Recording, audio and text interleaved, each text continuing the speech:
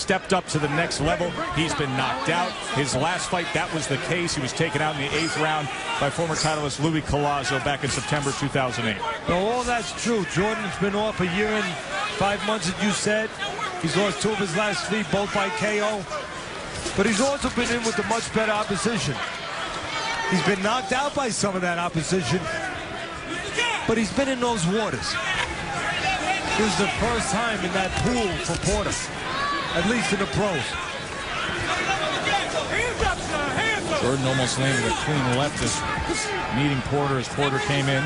I'm not suspicious of the talent of Porter because of what he's done in the amateurs. I know what kind of talent he had to beat the kind of guys he beat in the amateurs. He had about 270 amateur fights. But what I am suspicious when I see Porter, I'm suspicious of the record. When you consider where he's gotten all his wins, all in the South, mostly in Mississippi. Signed with a promotional company that does a lot of work in that area of the country, but now returning home here to Cleveland. So many friends and fans here at the Wolstein Center. You know, Joe, if Porter gets the knockout, and if Jordan is the victim of that knockout, it's going to be because Jordan is not using his jab. I don't see a jab. How are you going to be the taller guy, and that's just a pushing jab? How are you going to be the taller guy and keep the faster, stronger guy off you without that jab?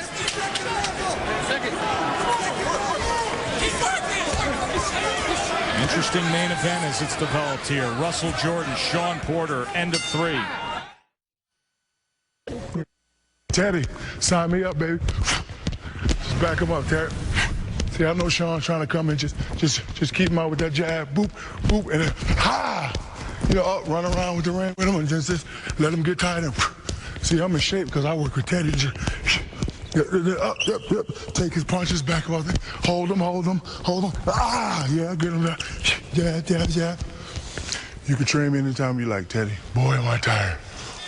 Okay, Shaq, not too bad there. You fell in with the right hand a little bit. You gave up your height a little bit. I don't like the part about taking punches. You know, that's not part of the training philosophy. Okay, let's take punches right now. But Shaq, not bad at all. Round number 4. We're here in Cleveland where Shaq has been our unofficial host here for Friday Night Fights in Cleveland throughout the night. He opened up our show. He's contributed throughout. Wanted to get Teddy's analysis of his shadow boxing. Round 4. And Shawn Porter, that's a slip there as Russell Jordan went down. Shawn Porter, the local favorite, 12-0. Russell Jordan, the 6'2", upset-minded fighter from Rochester, New York. You know what that was? I mean, a little reminiscent of Chuck Wepner, who, of course, was the inspiration for the original Rocky. Chuck Wepner and Muhammad Ali. Wepner got a knockdown in that fight, but a suspicious knockdown against Ali, stepped on his foot. And you're going to see that with a southpaw and an orthodox fighter quite a bit. And I've seen it a couple times already tonight, Joe, because you got the lead left foot, and you can see the feet. I think our cameramen are probably going to show us right now, and they're right on cue. We have the best in the business. You're going to see the footwork. Just look at the lead left foot of Porter and the lead right foot of the southpaw, Mr. Jordan. They get in each other's way. They're too close to each other. And again, just missing. Porter just missed stepping on the foot of Jordan again. Well, Porter's where he wants to be, in close. Now he has to stay there and move his hands and make sure he moves his head a little bit and don't stay in the middle.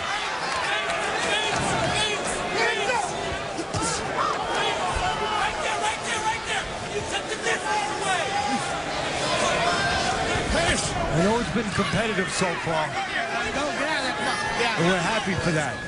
But I think fights are about geography. We talk about that.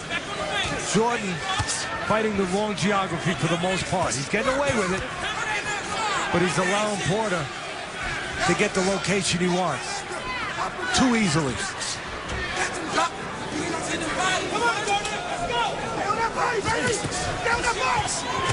And again, Porter allowed to come in, but there's that right hook. And now Jordan has confidence in throwing it. He scored big with it in round number 2. And again, you're seeing a little bit, I think, of Exhibit A I talked about early, Joe, where, yeah, you look at the record, you say, wow, Porter, he's a dynamite puncher, but Again, it's the fast hands of Porter that's showing, not the power.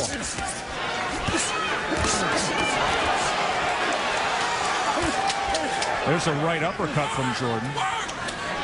Coming to the end of round 4 of our main event, the undefeated Shawn Porter and Russell Jordan. This is where you have problems. The lead left foot of the orthodox fighter right there.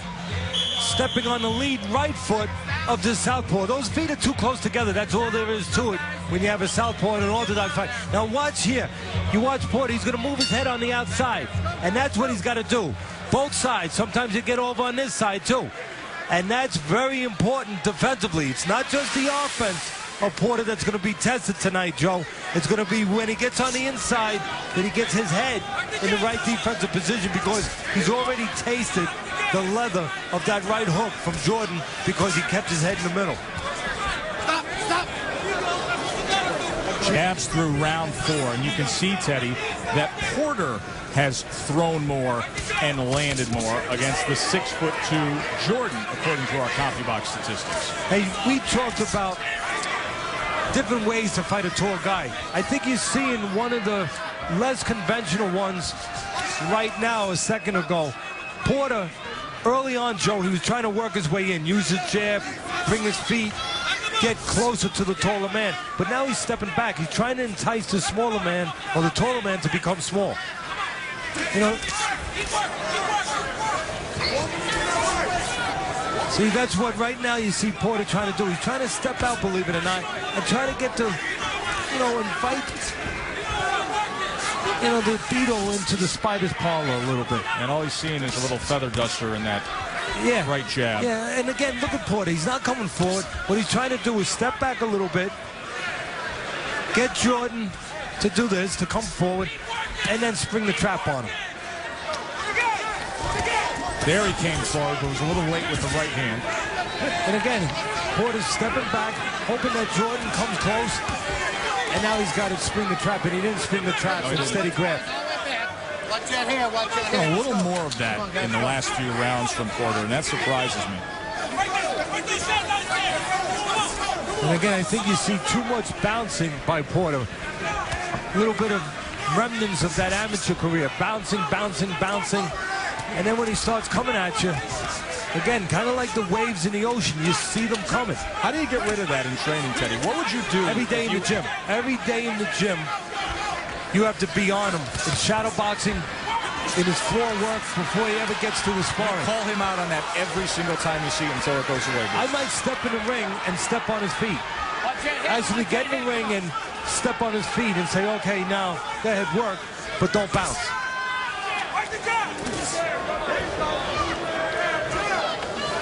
Little cut now, the left eye. Yeah, you can see Porter. it's become more pronounced now. The left eye of the undefeated Shawn Porter. So something more to deal with here tonight as we come close to the halfway point of our main event scheduled 10-rounder. Of course, ESPN celebrating our 30 years of boxing on the network, and a little help from our friend Shaquille O'Neal in doing so this week.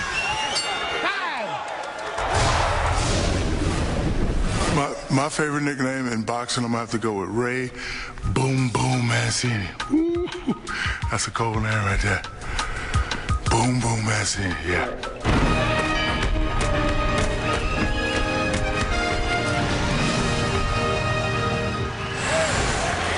A native of Youngstown, Ohio, Ray Boom Boom Mancini. Boom Boom Mancini wants to win the title. He's strong, he's tough, he comes in there, he keeps working, he's slick, he got